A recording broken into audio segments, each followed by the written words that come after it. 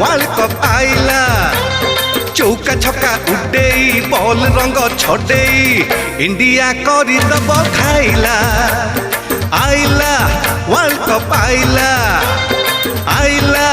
World cup आइला चौका छक्का उडेई बॉल रंग छडेई इंडिया करदब खाइला इंडिया करदब खाइला।